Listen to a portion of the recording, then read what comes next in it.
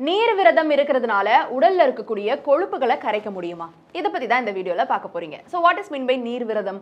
ஒரு 24 மணி நேரம் ஒரு நாள் ஃபுல்லாவே உணவு எதுவுமே சாப்பிடாம நீர் மட்டுமே குடிச்சிட்டு இருக்கிறது தான் நீர் விரதம், வாட்டர் ஃபாஸ்டிங் அப்படின்னு சொல்றாங்க. ஸோ இந்த நீர் விரதம் அப்படின்றது வந்து எப்படி இருக்கணும் அப்படின்னு பார்த்தா 24 மணி நேரம் தான் மேக்ஸிமம் இருக்கணும். அதை தாண்டி நீங்கள் போகக்கூடாது. சிலர் வந்து 72 மணி நேரம் வரைக்கும் கூட இருக்கிறதாக சொல்லப்படுது. ஆனால் ஒரு கரெக்டான டாக்டருடைய அட்வைஸ் இல்லாமல் நீங்கள் வந்து 24 மணி நேரத்தை தாண்ட வேண்டாமே அப்படின்னு தான் சொல்கிறாங்க. அந்த 24 மணி நேரங்கள்லையும் என்ன சொல்லப்படுது அப்படின்னு பார்த்தீங்கன்னா, கரெக்டான அந்த ஃபுட்டு, நம்ம டயட்டு, எக்ஸசைஸ் இந்த மாதிரி ஃபாலோ பண்ணிட்டு இருக்கிறது தான் வந்துட்டு உடலுக்கு நல்லது.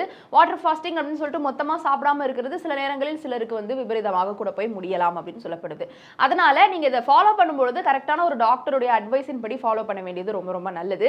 இதை தான் இந்த நீர் விரதம் அப்படின்னு சொல்றாங்க. ஸோ நீர் விரதம் என்ன பண்ணுவோங்க உடலை அப்படின்னு பார்த்தீங்கன்னா, ஒரு நாள் ஃபுல்லாவே உங்க பாடிக்கு நீங்க ரெஸ்ட் கொடுக்குறீங்க. ஜங்க் ஃபுட்டோ எந்த ஃபுட்டோ போட்டு திணிச்சு குழப்பி அப்படி இப்படின்னு இல்லாம ஒரு ஹோல் டே வந்து எந்த உணவுமே கொடுக்காம இருக்கும் பொழுது பாடியில் இருக்கக்கூடிய கொழுப்பு வந்துட்டு நல்லாவே கரையும் அப்படின்னு சொல்லப்படுது.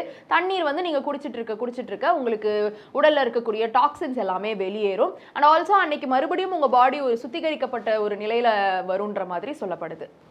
ஸோ புதுசாக நீர் விரதம் நீங்கள் ஆரம்பிக்கிறீங்க அப்படின்னா நான் சொன்ன மாதிரி 72 மணி நேரம் அப்படின்னு எடுத்தோன்னு நீங்கள் போகக்கூடாது. ஒரு 24 ஹவர்ஸ்க்கு நீங்கள் ஸ்டார்ட் பண்ணலாம். ஒரு தடவை நீர் விரதம் நீங்கள் வைக்கிறீங்க அப்படின்னா அதுக்கு அடுத்து 21 நாட்கள் கழிச்சு தான் நீங்கள் நீர் விரதம் வைக்கணும்.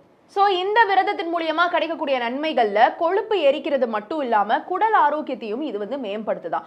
பிகாஸ் த்ரூ அவுட் த டே ஏதோ ஒரு வேலையை வந்து குடலுக்கு கொடுத்துட்டே தான் இருக்கும். இந்த சாப்பாடு டைஜஸ்ட் பண்ணிருந்தா இதை வச்சுக்கோ, அதை போட அப்படின்னு சொல்லிட்டு. ஆனால் ஒரு நாள் வந்து அதுக்கு ரெஸ்ட் கொடுக்கும் பொழுது ஆப்வியஸ்லி அதனுடைய ஆரோக்கியம் வந்து மேம்படுதான்.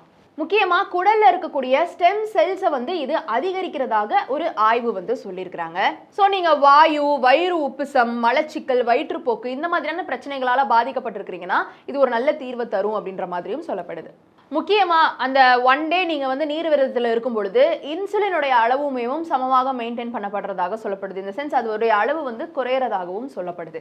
இது எல்லாமே ஒரு புறம் இருந்தாலும் நீங்க ஃபாஸ்டிங் இருக்கும் பொழுது என்னென்னலாம் ஃபாலோ பண்ணணும் அப்படின்றத நீங்க வந்து தெளிவாக ஒரு டாக்டர் கிட்ட கேட்டு ஃபாலோ பண்ண வேண்டியது அவசியம். பிகாஸ் ஒரு நாள் ஃபுல்லாக சாப்பிடாம இருக்க போறீங்க, தண்ணி மட்டும் குடிக்க போறீங்க, அது வந்து வேற மாதிரியாக சில விளைவுகளை ஏற்படுத்துறதுக்கான வாய்ப்புகளுமேவும் இருக்கு. ஸோ இந்த நீர் விரதத்தை பத்தி நீங்க என்ன நினைக்கிறீங்க? நீங்க அதை ஃபாலோ பண்றீங்களா? உங்களுடைய கருத்துக்களை கீழே வந்து கமெண்ட் பாக்ஸ்ல ரியா என் கூட ஷேர் பண்ணலாம்.